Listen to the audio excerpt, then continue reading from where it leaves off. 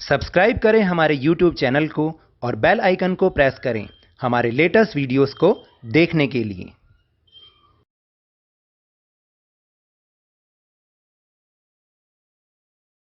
एक ज़रूरी सूचना, मुझे लगता है कि मेरी सारी वीडियो की नोटिफिकेशंस आप तक नहीं पहुंच पाती, क्योंकि मैंने ऐसा पढ़ा है कि YouTube एक दिन में 3 से ज़्यादा वीडियोस की नोटिफिकेशन अपने सब्सक्राइबर्स को नहीं भेजता।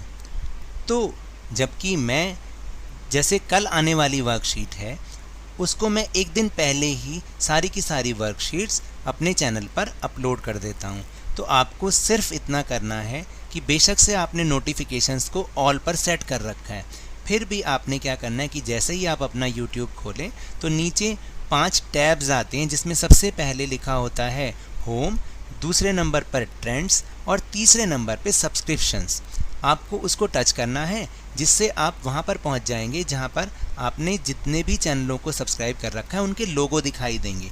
तो वहाँ पर एक हल्के नीले रंग का स्काई ब्लू कलर का लवनीश सर की क्लास का चैनल का लोगो है, आपने उसको टच करना है तो आप हमारे चैनल पर पहुंच जाएंगे और वहां पर सारी जो वीडियो मैंने अपलोड की हैं वो आप आराम से देख सकते हैं और उससे फ़ायदा उठा सकते हैं। इससे क्या होगा, मेरे मेहनत करने का भी फल मुझे मिल जाएगा। तो आप सिर्फ मेरे लिए इतना सा कर दीजिए। धन्यवाद। Hello and welcome to Lavnish sir की क्लास। आज की ये शिक्षा निदेशालय राष्ट्रीय राजधानी क्षेत्र दिल्ली की वर्कशीट नंबर 5, जो कि क्लास 7th के स्टूडेंट्स के लिए ही है, यह ली गई है सामाजिक विज्ञान के भूगोल विषय से। और इसमें हम जिसको समझेंगे, जिस टॉपिक को समझेंगे, जिस टॉपिक के बारे में बातचीत करेंगे, वह है मानव पर्यावरण। तो अभी तक तो हम पर्यावरण के बारे में पढ़ रहे थे और हम ये जान रहे थे कि पर्यावरण में विभिन्न परतें हैं, और जैसे स्थल मंडल, जल मंडल, है ना, हमने पिछले वर्कशीट्स में इसके बारे में पढ़ा ही है। लेकिन आज जो हम समझ रहे हैं वह है मानव पर्यावरण। यानी पर्यावरण से तो हम सब परिचित हैं कि जो भी हमारे चारों तरफ, चाहे वो कोई वस्तु है, चाहे वो कोई व्यक्ति है, चाहे कुछ भी है, जो हमारे चारों तरफ है वही पर्यावरण है। और मनुष्य इस पर्यावरण के साथ पारस्परिक क्रिया करता ही रहता है। तो चलिए शुरुआत करते हैं मेरे साथ और वर्कशीट को समझने का प्रयास करते हैं कि मनुष्य पर्यावरण के साथ पारस्परिक क्रिया करता है और अपनी आवश्यकता के अनुसार इसे बदलता है। यानी मनुष्य अपने पर्यावरण के साथ कोई ना कोई क्रिया करता रहता है, यानी उससे जुड़ा हुआ है। और जैसे जैसे उसकी आवश्यकताएं बदलती जाती हैं वैसे वैसे उन्हीं के अनुसार वो अपने इस पर्यावरण को भी बदलता जाता है। जैसे इसका एक बहुत बढ़िया एग्जाम्पल है कि अभी आप लोग स्टूडेंट हैं, अभी आपके लिए पर्यावरण क्या है, आपके जितने भी फ्रेंड्स हैं, आपके जितने टीचर्स हैं, या वो जो स्कूल की बिल्डिंग है, वही आपके लिए पर्यावरण है। लेकिन जैसे जैसे आप बड़े होंगे तब आपकी ज़रूरतों के हिसाब से ये पर्यावरण चेंज होता रहेगा। यानी हो सकता है कि जब आप इस स्कूल से निकलेंगे तो जहाँ पर जाएंगे उन लोगों से दोस्ती करेंगे या दूसरे जिन भी लोगों से संपर्क करेंगे वही आपका पर्यावरण बन जाएगा। चाहे वो फिर हो सकता है कि आप मान लीजिए डॉक्टर बनेंगे, तो जितने भी आपके आसपास सारे डॉक्टर्स कम्युनिटी होगी वही आपका पर्यावरण होगा। या आप कोई भी और किसी कंपनी में जाके जॉब करेंगे तो जो आपके चारों तरफ होंगे वही आपका पर्यावरण बन जाएंगे। तो अब समझ में आया कि मनुष्य जो पर्यावरण है, मानव पर्यावरण है, वो बदलता रहता है और मानव इस पर्यावरण के साथ पारस्परिक क्रिया भी करता रहता है। जैसे प्रारंभिक मानव ने स्वयं को प्रकृति के अनुरूप बना लिया था। देखिए, सबसे पहले जो प्रारंभिक मानव था, ये तो हम सब ने उसके बारे में पढ़ा है कि ना तो उसको खाना आता था, ना रहना आता था कहीं, ना वस्त्र पहनना आता था, लेकिन धीरे धीरे उसने प्रकृति के अनुरूप अपने आप में बदलाव लाया और इस पर्यावरण के अनुसार अपने आप को उसने ढाल लिया। उनका जीवन सरल था एवं आसपास की प्रकृति से उनकी आवश्यकताएं पूरी हो जाती थी। लेकिन समय के साथ साथ कई प्रकार की आवश्यकताएं बढ़ीं। मानव ने पर्यावरण के उपयोग और उसमें परिवर्तन करने के कई तरीके सीख लिए। तो देखा आपने किस तरह से मानव अपने पर्यावरण के साथ पारस्परिक क्रिया करते हुए उसको बदलता रहता है, उसमें बदलाव लाता रहता है। जैसे उसने फसल उगाना, पशु पालना एवं स्थायी जीवन जीना सीख लिया। उसने अपनी आवश्यकताओं से अधिक चीज़ों का उत्पादन या उन्हें बनाना शुरू कर दिया और उन चीज़ों का व्यापार करना भी शुरू कर दिया। तो देखा कि जिस मानव को ना तो भोजन बनाना आता था, ना कपड़े पहनने आते थे, ना एक जगह स्थायी जीवन वो व्यतीत करता था, लेकिन समय के साथ साथ उसने अपने इस पर्यावरण में परिवर्तन करते हुए धीरे धीरे फसल उगाना भी सीख लिया, पशु पालना भी सीख लिया और यहाँ तक कि एक जगह रुककर जीना भी सीख लिया।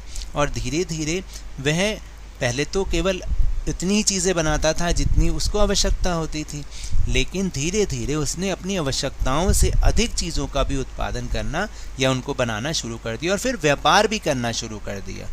तो यही है मानव पर्यावरण।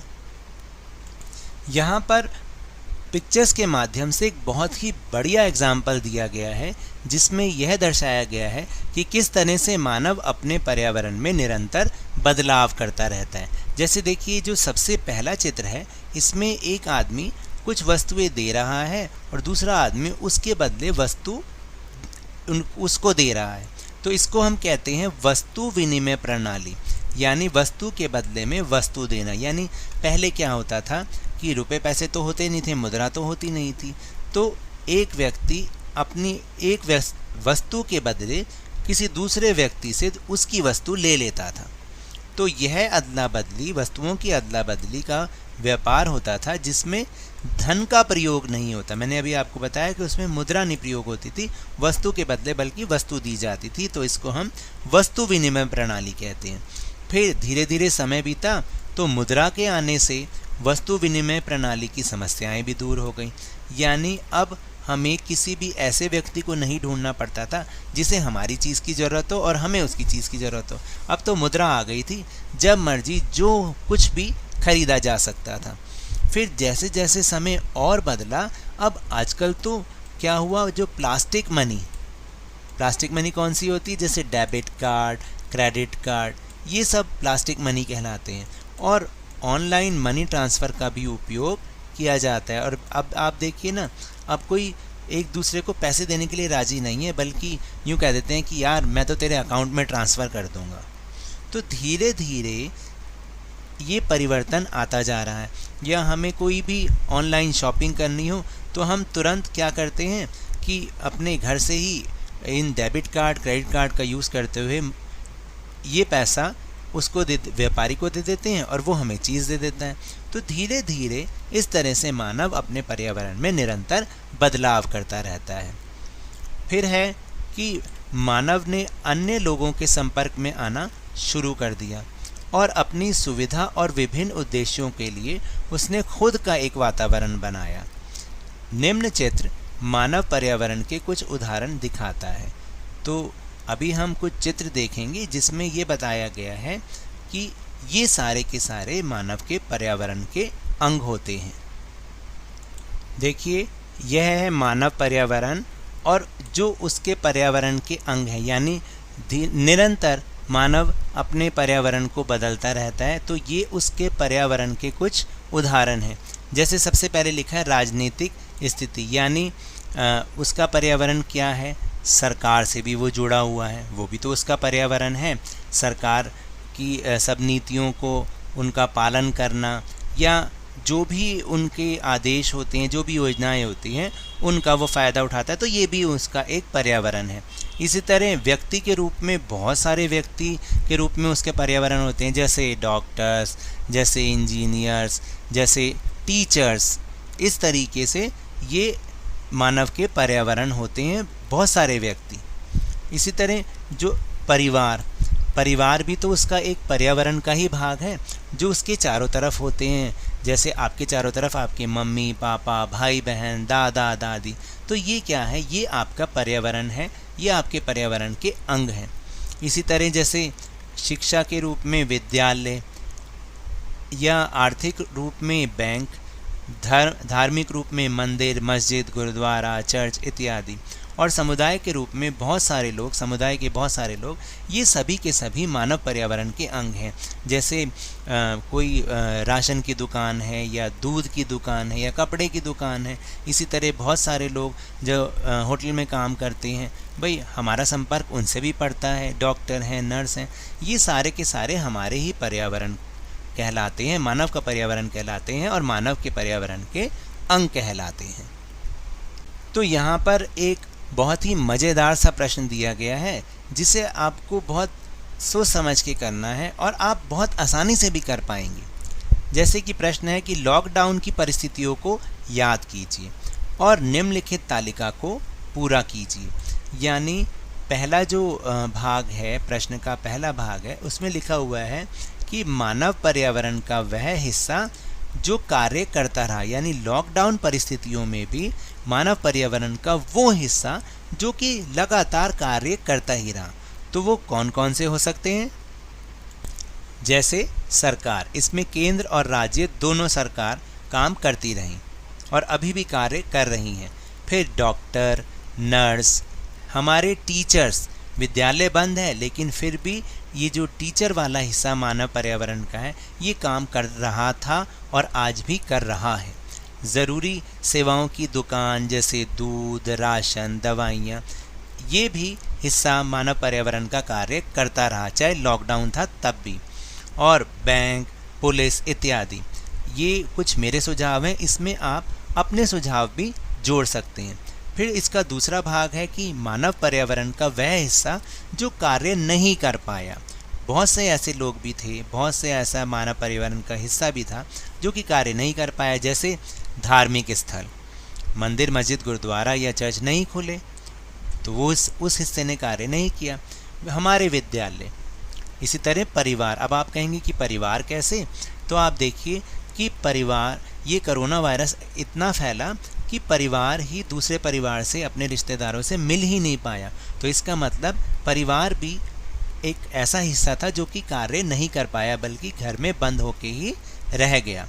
फिर समुदाय के बहुत से लोग, जैसे मजदूर, होटल में काम करने वाले लोग, विभिन्न दुकानों जैसे कपड़े, बर्तन आदि की दुकानों पर काम करने वाले लोग, ये मानव पर्यावरण का वो हिस्सा था जो कार्य नहीं कर पाया। इसके अलावा परिवहन, आपने देखा होगा बसेस वगैरह जितने भी सार्वजनिक परिवहन थे वो भी नहीं कार्य कर रहे थे।